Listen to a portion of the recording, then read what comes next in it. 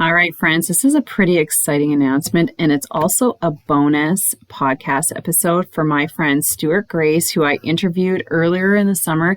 And it's because he has an event that's happening in New Forest near Portsmouth, UK, this weekend. So it's called shutuplegscharity.com. I'm going to so that's the website, but it's called Shut Up Legs Charity Ride. It's the 8th year that they're running it. It's on Saturday, September 11th. And the reason why I'm doing this, because it's really important. It's a charity ride that supports the Epilepsy Society. And also there's a second charity that it's the MND, and that's for ADHD learning, that Stuart is really passionate about because his daughter suffers from epilepsy.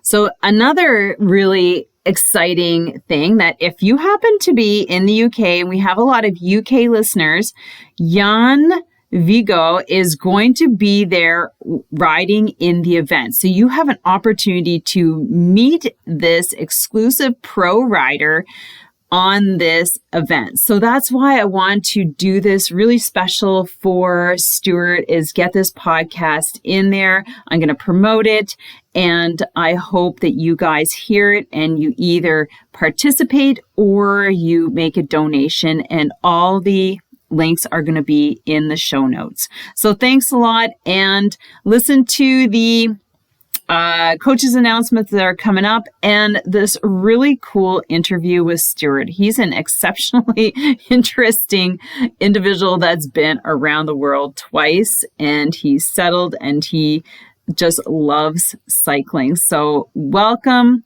to this episode. Please share with your friends, and also follow us on social media. Thanks.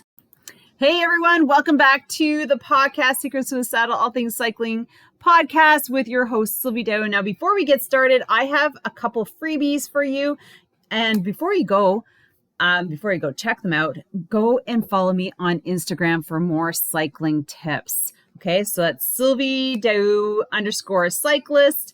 And I'll see you there. So my free downloads, there are 3 of them. The first one is my 9 favorite hill climbing skills download. So there's 9 in there. Go try them out. Next time you do hill repeats, do them with purpose. And that is what's going to give you the performance improvement if you go out and you have something very specific to work on. The next thing is my gear bin checklist. Now, if you're one of those people who kind of is like all over the place, maybe you show up late because you can't find this, you can't find that, get this list.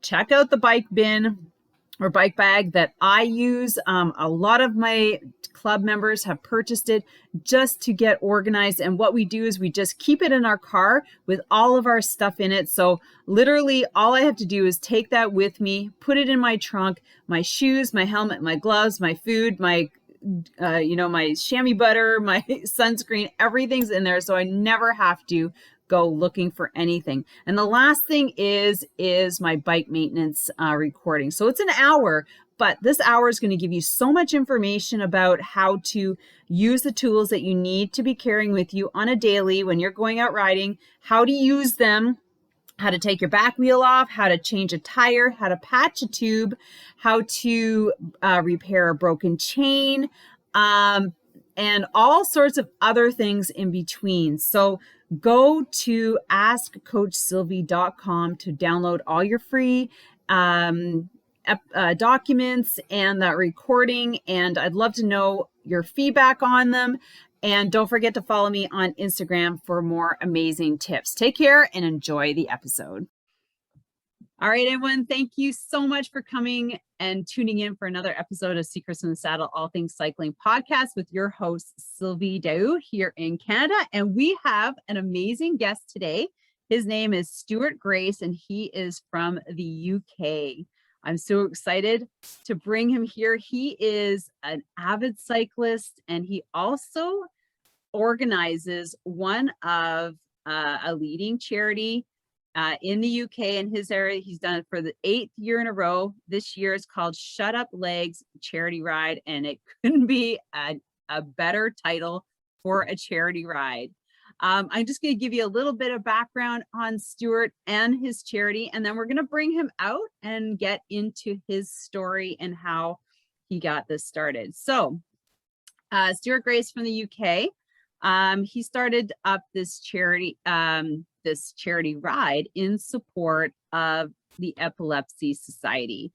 But so following the success of the last 7 years, the charity has raised over 32,000 euros. So that's like 64,000 Canadian, and has agreed with the organizer, Stuart Grace, so that's him, to return for, continuing to put it on.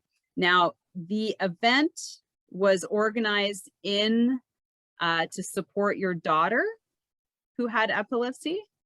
Yeah, that's right. Cool. So welcome, Stuart. I know there's so much more about you that I don't have for your bio, but I want to bring you out now and get right into how you got into cycling. So welcome, Stuart. thank you very much. I always love to get everybody started with your story about how you got into cycling. How'd you get into cycling? Basically, as my wife would say, I'm a jack of all sports, master of none. So basically, I love that. so basically, when I was at school, it was cricket, rugby, football and everything like that. I can't play football and I'm too small. I'm only 5'5", and probably at school I only weighed less than 50 kilos, so under 8 stone. The only thing I could do was I could actually run. So I ran for the school and I ran for the county at cross country. And but basically my parents didn't have a car, so if you wanted to go anywhere you had to ride a bike.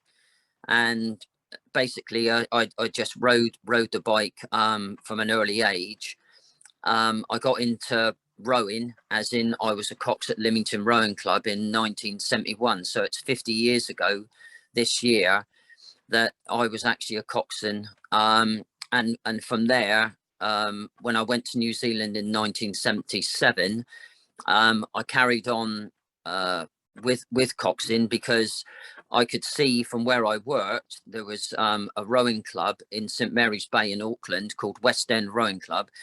Went to the club, just basically asked if I could cox. They said unfortunately all the crews, the coaches, the blades, the boats and everything was already allocated, and the season was just about to start. So I just left my number.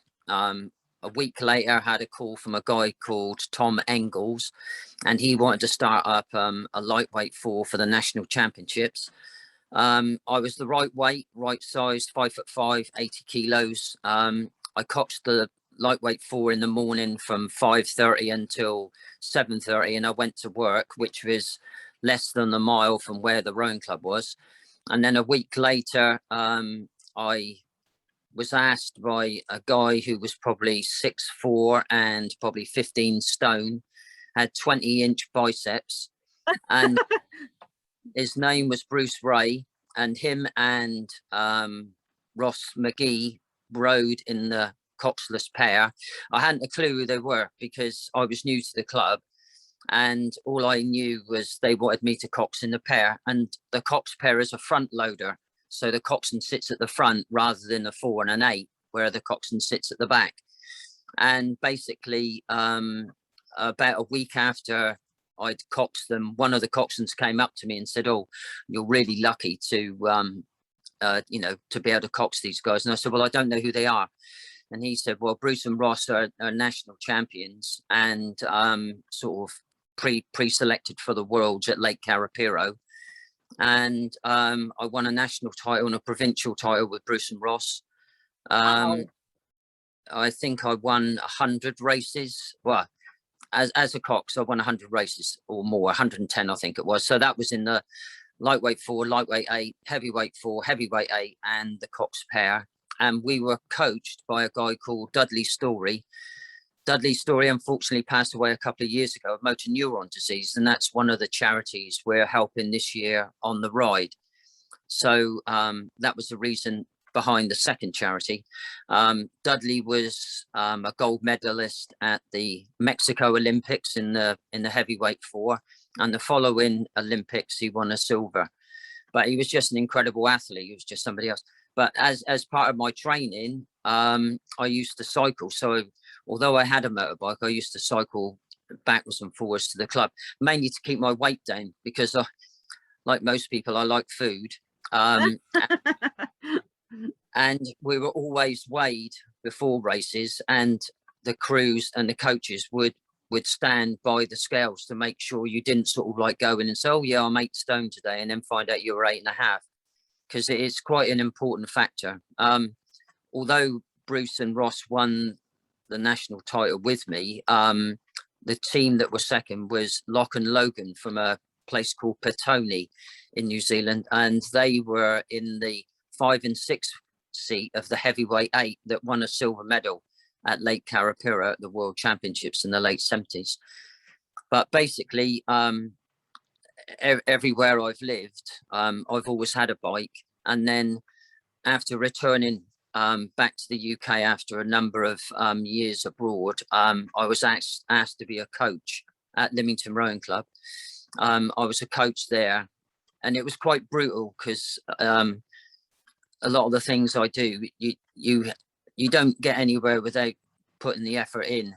And while I was in New Zealand, I ran 2 marathons. I ran Rotorua, blew up at 20 miles and did 3:05:15. And I ran Auckland in 2:40:27. So 2:40:27 in the late 70s in the UK was probably one of the faster times produced by a male, if you see what I mean. But at the time I was 20 years old, I was 8 stone and had a body fat percentage of 10%. So there wasn't anything of me. And as in running, sometimes you always have one day when you sort of like feel you can just run and run and run. And I remember running back to the YMCA after a 16-mile training run, and I just couldn't run any faster. It was just like I was floating on air. And I spoke to Barry Heslop, who was our coach, and I said about it, and he said, well, that's an experience, he said, you'll probably only ever have once in your lifetime, and instead just enjoy it. And he said, and that's it. But yeah, I just carried on running and rowing when I came back to the UK. But then in 1990, myself and Tim Ball wanted to raise money for the club, and we rowed a coxless pair around the Isle of Wight, which is a small island off the south of England. It's about anywhere between 70 and 72 nautical miles to row round it. And it had only ever been done once, and it was 1947, I think it was, in a fixed seat coxless pair. And it was something like 14 hours, 14 and a half or something. And that was the only attempt that was ever made. So me and Tim wanted to raise money for FAB, which is the physically handicapped and able-bodied. So we attempted to row around the island, got loads of data from different people, and me being a sailor as well probably helped with the tides. And we rowed around in 9 hours, 13 minutes, 27 seconds, which is the fastest time ever been recorded in a pair. It's been done quicker in a 4, but the 5th person that's the cox in the 4 is actually a rower, so they alternate. So basically, although you've got 4 people rowing, there's actually 5 of them, because the cox, although he's probably a 12-stone guy, he just alternates with the others. And I think their time was something just over 8 hours.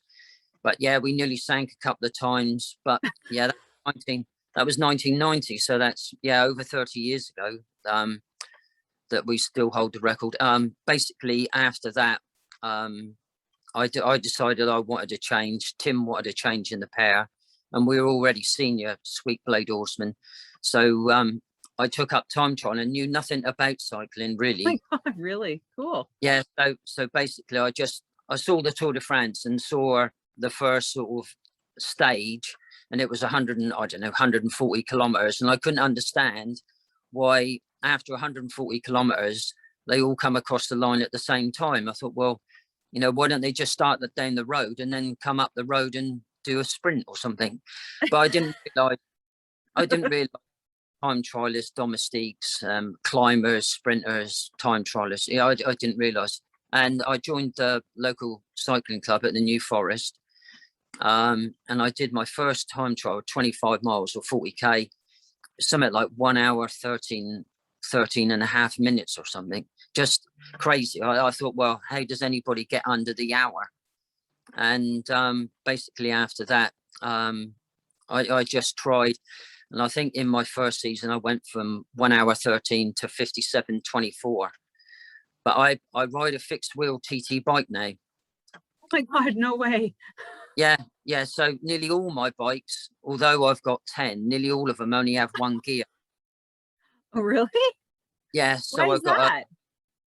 Well, I've always ridden. When we were younger, we didn't have the money to have bikes that had gears, because in the sort of like the 70s, it was Campagnola. It was probably 7-speed, and everybody just used to ride a single speed. So when I started racing and started time trialing, I found it easier just to ride a single gear. So I have a fixed wheel TT bike, which is made in Columbus Air. It has 650 wheels front and back because I'm small, which is unbelievable. It has a tri-spoke, a Mavic tri-spoke in the back, which is a universal wheel. So it can be either a front wheel, a rear geared wheel, or a rear fixed wheel to go on the track. And then in the front, I've got a Karima 4-spoke. So I race that. I've got a single speed Trek Crockett, which I race on the beach and off-road. So that's aluminium with... on the beach. We do a race in Wales at Pembrey Sands. It's 1,000 riders, mass start. You have all the pros. Yeah, you have all the pros come over from Holland and Belgium because they race on the sand all the time in Holland. So it's 1,000 riders. I think I'm right in saying that the first part is about 3 miles from the start to the first turn. So when the tide goes out, the sand becomes hard. Right. Okay. Basically, it's just like a fire trail if you were riding off road somewhere. And I think they average something like 32 miles an hour from the start to the turn, which is 3 miles.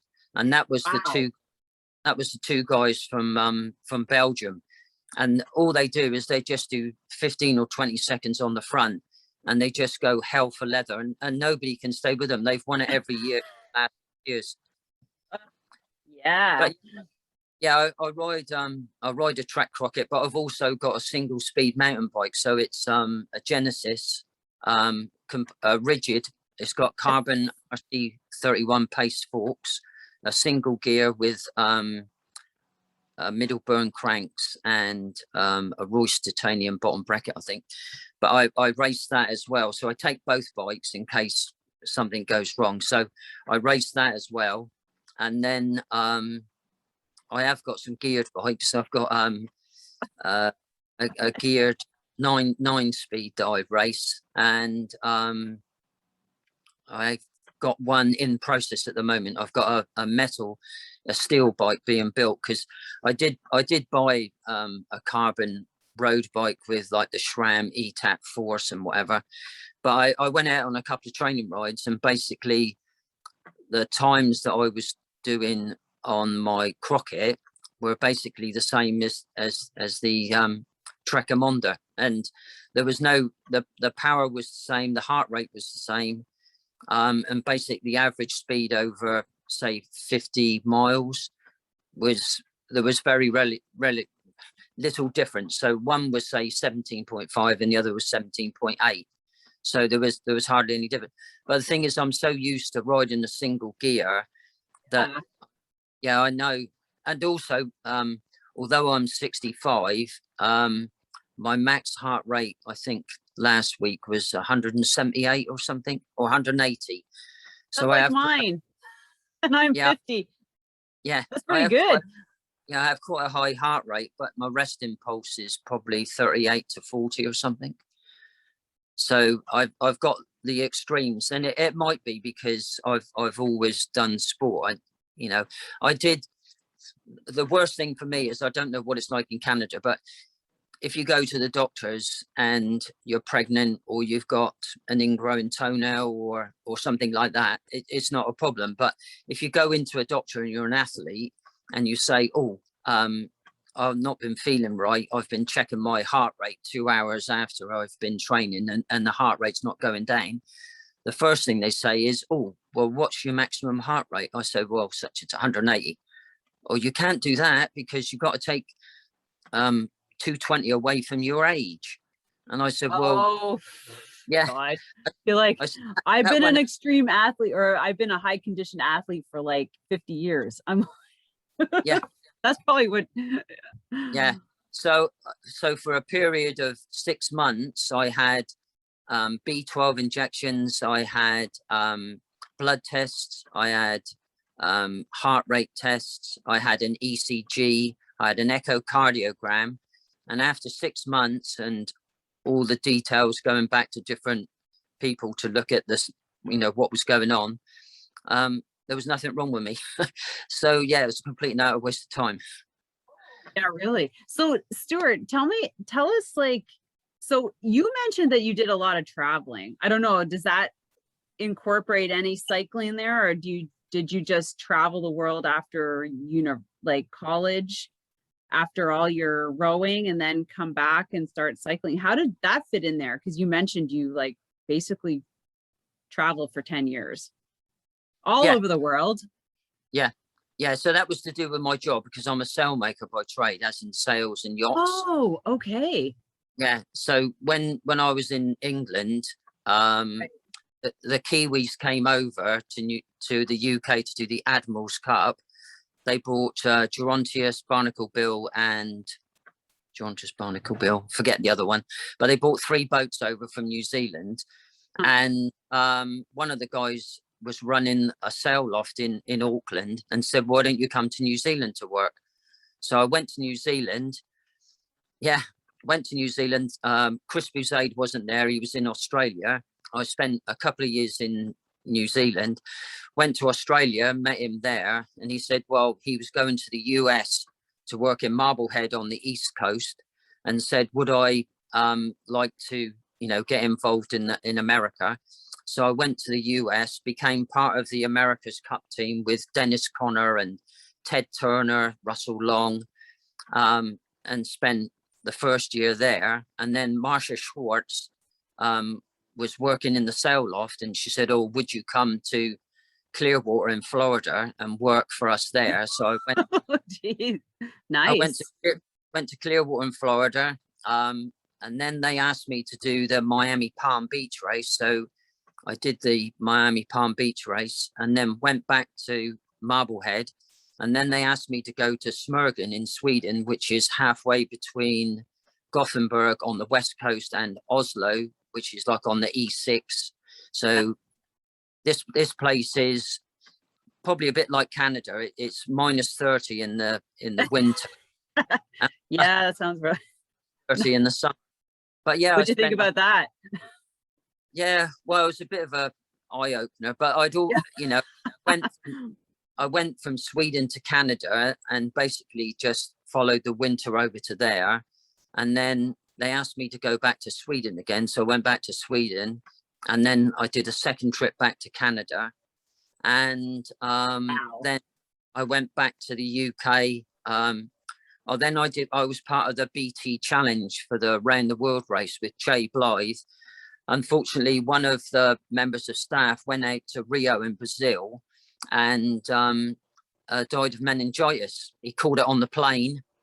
Peter Vroom, a Dutch guy, caught meningitis and died 2 days after arriving in Brazil. I went to Brazil and worked over there for about a month or so, getting all the BT stuff done. And then I went back to the UK, and then as service manager, I had to travel all the way to Hawaii because we had a boat that had traveled from Fiji, and it was on its way. That's quite the job. Yeah, it was on its way to Fiji to, I think it was going to Canada. It might have been going to Nova Scotia or somewhere. but they needed the sails to be repaired, so I had to fly and a whole load of sailcloth to the US and then on to Hawaii, and yeah, fix the thing there. So basically I've just sort of traveled around, but tried to sort of like keep fit. So like my wife says, not only am I a cyclist and a runner and a rower and a sailor, I play golf off a handicap of 4, so I'm sort of like county standard, I suppose. So I play golf as well. So, oh, and I boxed. I never went to the ABA finals, which is the Amateur Boxing Association. I had 15 fights and 13 wins, but being small, I had trouble sort of like, yeah, Fast Hands Grace, that was my name. Yeah, Stuart. Oh my gosh, wow, this is pretty cool. Okay, so let's get back to cycling. Yeah. So when did you, okay. 1990 I started. Okay, 1990. So is that when you met your wife and then you had your daughter? And because part of your charity is giving back to the Epilepsy Society. Yeah. And you developed this charity called Shut Up Legs, which I absolutely love because it's it's like, it's the best name. But tell us about that. How did that all come together? Yeah, well, originally, because I was a golfer and a cyclist and I was captain of the golf club, they wanted to raise money. And they said, well, you're a bit of a nutcase anyway, so why can't you incorporate cycling and golf into the sort of fundraising? So the idea was, the first time I cycled 54 miles and played 54 holes of golf, cycling between like 3 courses. 4 holes. You're crazier than my husband. Yeah, he's a golfer too. Yeah, the second one I did was 72 holes. So I cycled 72 miles and did 72 holes. And that was for the, I'm a patron at a children's cancer ward called the PM Brown Oncology Ward, which looks after children from newborn up to 16. So I do that as well. And then the last challenge, there's Wessex Heartbeat wanted some money raising. And one of the guys that I knew who was sort of like a chairman, he said, oh, is it possible to do more than 72 and 72 miles? So I said, yeah. I said, I could do 100. So I rode 100 miles and I played 100 rounds, 100 holes of golf at 6 different courses in Hampshire and Dorset, starting at 2:15 a.m. and finishing at 9:50 p.m. in the dark. So I played the first 5 all in one day? Yeah. You played all that golf in one day? Yeah. Yeah, 100 holes and cycled 100 miles. So like I say, 2:15 start and a 9:50 p.m. finish. It was non-stop. It was just, I was completely, I was completely yeah. Okay, just a second. Did you cycle and do that in the same, in that time frame, or was that just the golfing? No, that was both. I had to do both. So I had to cycle, let's say, just like the first bit, I had to cycle from my house to the first course, which was say 25 miles. So I left home at 2:15, cycled there, played 18 holes, and then cycled to the next course, played 18 holes, and kept on going until I got to the 100, which was at Romsey. And like I say, oh my gosh. Oh, so you cycled to each one of them. Oh my God. Yeah, my wow. brother carried the extra bikes and the clubs and the food. Food, yeah. Oh my and God. Basically all the courses knew that I was coming, and they'd have like a captain, because the stipulation was I had to carry my own bag and I had to hole out every single hole. So and it was, the weather was just awful. It was just awful. It's just crazy.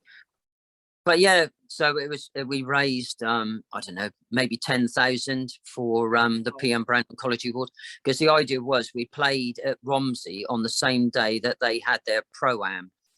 And the idea was that they donate the money that they raised to go. So I think the last total I had was something like 875,000 that I've raised over the years. Wow, so, that's amazing. Yeah. Okay. So everybody who cycles and golfs and does charity, you have to try this. Start at the first one. Was it 72? No, 54 and 50. Start 54 miles, or kilometers. Yeah. And then And so, and then work your way up to the 100. That's awesome. but with the Shut Up Legs ride, basically I met Jens when I was cycling in France. I have no mechanical knowledge whatsoever. You know, I can pump the tires up and tighten the chain, and that's about it. And I saw this guy by the side of the road at the Duo Normand, which is in Marenay near Coutances in France. There was 800 riders, and there was only one idiot riding a bike with a fixed wheel, and that was me. And I was out training, saw this guy. You know, he had a smoked visor on his helmet. He was dressed in Credit Agricole kit. He was riding a Look bike. And I saw him at the side of the road. I just went up and said, "Oh, you know, can I help, or can I go and get someone to help you?" And then I saw on the top tube it had Jens Voigt and the German flag, and I thought, "Oh, I just bumped into you." And he looked at the bike and he said, "Oh, you've only got one gear." I said, "Yeah." He said, "Well, you know what the course is like?" I said, "Yeah, I've ridden it 3 times before." And then a couple of minutes later, Chris Boardman came up, because Chris was training for the Athletes Hour at Manchester. And then I forget who it was, the manager of Credit Agricole. He came up and sort of spoke in French and said they had to start training. And Jens said, "Keep in contact." And this was years before mobile phones and Google and WhatsApp and Instagram and everything. And I faxed Credit Agricole and said that Jens had spoken to me and said, "Keep in contact." And how did I contact him? And he was in somewhere in France. I forget where it was now. He was living in France, and he was just about to move back to Berlin, because he was going from Credit Agricole to ride for CSC with Bobby Julich and Stuart O'Grady and Fabian Cancellara. And then he said, "Keep in contact." And you know, if you're a cyclist, you know, to get a guy to sort of phone you up at home and say, "Oh, how are things going?" You know, a guy that rode the Tour 17 times, won a stage of the Giro, and world hour record holder. And every sort of event I've done, he's always sort of like helped. And over the years, he's come over every year and done the event. We pick him up.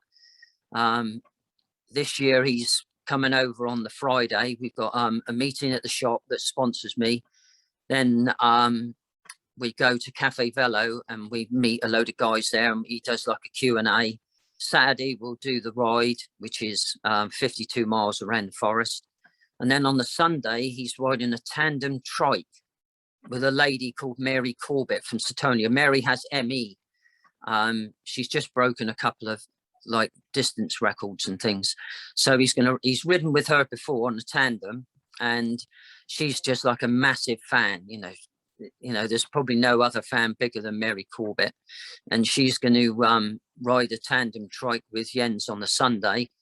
And then I think we're taking him to London on the Monday, and on Tuesday he's doing a podcast with Bobby Julich. And I think they're either going to have Mark Cavendish or maybe Bradley Wiggins as part of it. Wow. So it's a long sort of like a long weekend. And for me, organise the event, the Shut Up Legs event, it's like 9 months of my life. And of course, the problem is with having a handicapped daughter like Amy and working and trying to race and train. I'm just getting a little bit long in the tooth now at 65. It's just probably just a little bit to recruit somebody to hand over the reins, and then you can sort of be the assistant instead of the but I'm where I'm hard-nosed. I need things to be right, and you know, it's one of those things. We got about 18 sponsors, you know, from different shops, from Precision Hydration, Trek and Schwalbe. We've even got Montezuma chocolates. They're sponsoring us. So everybody comes up trumps. So basically, we always have a second charity. So when people sign up, the money goes straight to Just Giving. It goes straight to the Epilepsy Society. And then we always pick a second one. So this year it's motor neuron disease. Before it was the Oak Haven Hospice, because my wife lost her mum to cancer. We've done Sailability, which helps disabled people. We did Canine Partners, which train dogs to help people that are in wheelchairs and can operate phones and things like dishwashers, washing machines, things like that. So dogs are trained to do that. And we've done a mental health group as well, Solent Mind. So yeah, each year we try and, you know, there's 360,000 charities registered. Hey, we can't help them all, but it's like I said to somebody, you know, whether it's us that raises 10,000 or whether it's a lady in her 70s who does like a cake sale and raises £125, both are important, because, you know, we have to have the small ones as well as the large ones, or else it's never going to work. But the shut up legs is, you know, it's one of those things, you know, it's always been part of Jens and part of the charity here. So we're just sort of like carrying it on, really. Yeah. So, but tell me about your daughter. Yeah, Amy contracted epilepsy when she was 3, so she's 26 now. So she's had 23 years. She has mental health problems, so we have suicide watch, me and my wife. She's tried to commit suicide 6 times in the last 18 months. She has dyspraxia, ADHD, learning disabilities. So although she's 26, she has a mental age of probably 12. And she has a personality disorder as well. So she's got a whole load of things sort of like going on. And it'd be nice for, you know, me and my wife just to sort of have a holiday, but we can't find anybody to look after Amy, because Amy's got such complex needs that it's not an easy situation. You can't just sort of say to somebody, oh, can Amy come and stay you for a week? It's just not sort of like difficult. If we had a holiday, we'd have to take Amy with us. Does she live with you? Yeah, she always will. She'll never be able to live on her own. She's not in a wheelchair or anything, is she? No. But her condition is that it's so complex that I think she's had her file. A file is probably 8 or 10 inches thick. And she's had so many different consultants. I think it's 50 or just over 50, might be 52 now, different consultants that she's seen over the years. And if you were to see her and you didn't know any of her problems, you thought she was a normal 26-year-old that wasn't quite up to speed on a number of things. She loves animals, she loves kids, she loves being out in the garden. She does some voluntary work at a local place, Avon Tyrrell. So she goes over there and they've got chickens, and she cuts grass and hedges, and she paints and does things like that. But it's a vastly complex condition that she has, and it's something me and my wife will always have to live with, if you see what I mean. It's just that we don't know when we're not here who's going to look after her, if you see what I mean.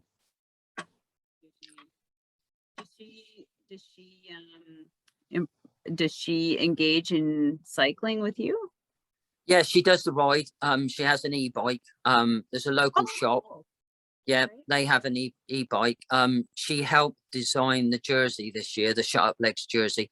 We had a guy from America called Michael Valenti, and he said that we needed like a branded logo for the Shut Up Legs. So there is a Shut Up Legs logo, and basically that's on the jersey. And we've got a whole load of those for sale. And there's other people. There's a local guy who's a sculptor, makes things out of metal. They range, I think the cheapest is sort of like £200 or something, and the most expensive is $250,000. So he's helping. And everybody's sort of like doing their bit, but it's like any sort of charity. It's each year. I'm not saying it becomes more difficult, but most of the people that have helped us from the beginning are still involved, because we always have a policy that, you know, sometimes people will phone up and say, oh, I'm doing such and such, please could you donate something? And then the person that donates, they never hear back from them. And our policy is we do like a little card. Amy writes each individual card by hand, and we post it to all the sponsors so that they know that we've put some effort in afterwards, rather than just taking the money and running, if you see what I mean. Yeah, I do. I send a little thank you card after my cycling event, even though it's not charity, but you know, to our sponsors, and thanking them for you know, their Yeah. support, their continued support, I say, because like you, I've got I run, our club runs a time trial event that's on our provincial calendar, or well, regional calendar.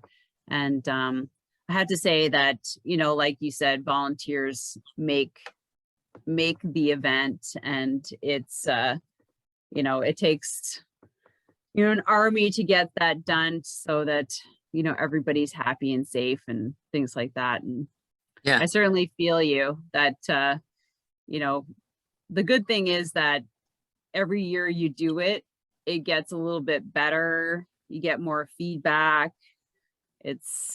But like you, a charity event is much bigger, and you have, you know, more things to think about, especially when it's a route, like a road ride. Yeah, well, what we do is the ride, because everybody wants to ride with Jens. You could have like 500 people or something, but it'd be like a bun fight, and it just wouldn't be interesting. So the whole idea is we have groups of 10 people. They go off. Myself and Jens go off with the first group, and then we ride 5 miles with them. Then me and Jens stop. We wait for the second group, and each group has 2 local riders that help me out every year. So there's like 20 riders, so 2 in each group, and there's 10 groups. Everybody gets to ride with Jens, as long as they don't tell him his life story over the 5 miles, if you see what I mean. But monopolize them. So am I. Yeah, that's a great idea, actually. You have like so, a little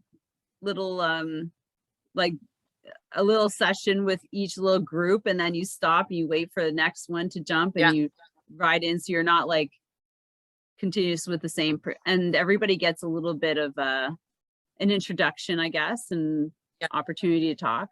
Hey, that's a great idea, Stuart. Yeah, I like that. We do that every year, and then we have like a Q&A afterwards. And like I say, Jens does something every day, so not only on the Friday, the Saturday and the Sunday, and then going up to London. But you know, Amy doesn't realize who Jens Voigt is when it probably comes to, like, you know, legends of the tour, if you see what I mean.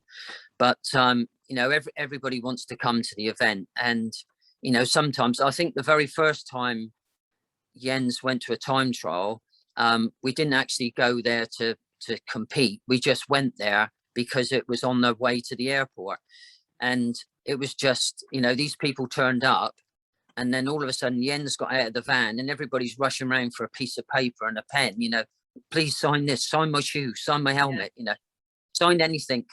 But but yeah, he does it every year, and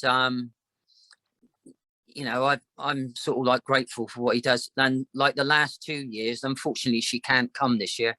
The last 2 years we've had Marion Clinet from France, who's an American who had epilepsy when she was a roadie in America, wasn't allowed to ride for the US cycling team, went to France, became a French national, and won 6 world titles, 5 on the track and 1 on the road.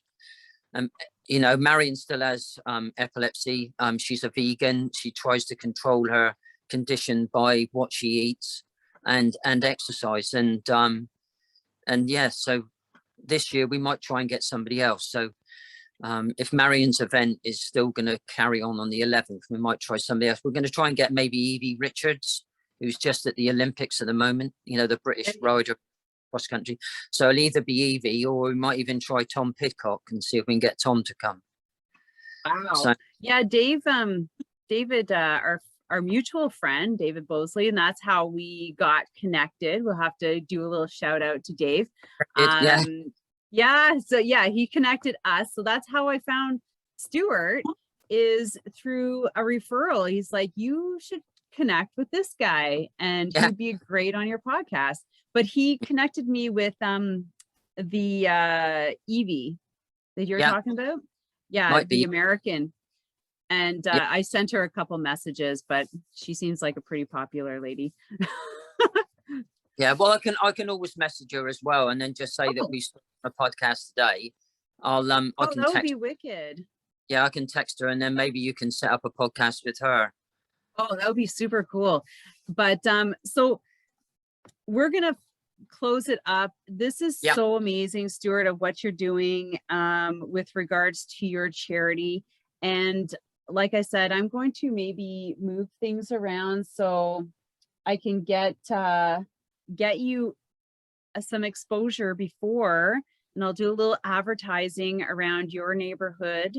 And I imagine you must have people coming from all over the UK to participate, or is it just more local? Oh, we've had people from America, Canada, Switzerland. Oh my gosh, really? Yeah. We had Kirk McFall and his daughter. They didn't actually ride. They just flew over for 4 days because he was a huge Jens Voigt fan. They flew over from Wisconsin on the east coast of the US, and then I think we had 3 people fly over from Canada, and they came and did the ride. It was part of their holiday. They knew the event was on it.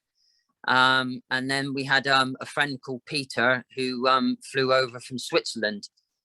He's like a computer buff, lives in California, in Costa Mesa, I think. And he was in Switzerland and said, I'll fly over to the UK before I fly back.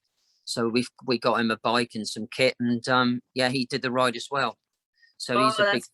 fabulous. And I've actually done an event and my memory is not as good as yours. You are amazing at like all the all the names and places, and oh my God, I want to be like you when I'm 65. So I'm working hard on that now. But when I was in Sweden, I did an event with my girlfriend, and that was quite fun. It was around Florence. Oh gosh. Anyways, like, I'm not as good as you. I have to go look at the jersey. I still have it upstairs. So I got my kit. But it was super fun to participate in a European charity run. Yeah. Ours is probably different because we have like wiggle events in the New Forest, and basically you turn up, you get given a bag with a load of stuff inside that you don't really want, a bottle and a couple of gels or something, and then you get put in a group, and that's it. All our groups, the people are all roughly in the same speed. So we want people to enjoy the ride. There's no point in 52 miles and getting blown at the back all the time. So everybody writes when they email, they give their average speed for 52 miles. And then the two guys that help in each group, one's at the back and one's at the front. And then basically they keep everybody together. People have punctures or they break spokes or something goes wrong. So we have backup vehicles to pick people up. But it's just basically a ride. There's no prizes for coming first or last. It's just basically a ride, so everybody enjoys it. And that's why I think 50%, if not more, it might be up to 65% of the people that will ride this year have done all of the other 7 events. And the thing is, if they didn't enjoy it, they wouldn't come back. Right. Well, it sounds like you put on a pretty amazing event. So everybody go check out. And if you are in the hood or maybe traveling, you've been able to be released and travel overseas, go and visit and participate in shutuplegscharityRide.com with Stuart Grace up in the UK. And I will put all the information in the notes so everybody can find you and maybe you can hang out and meet Jens.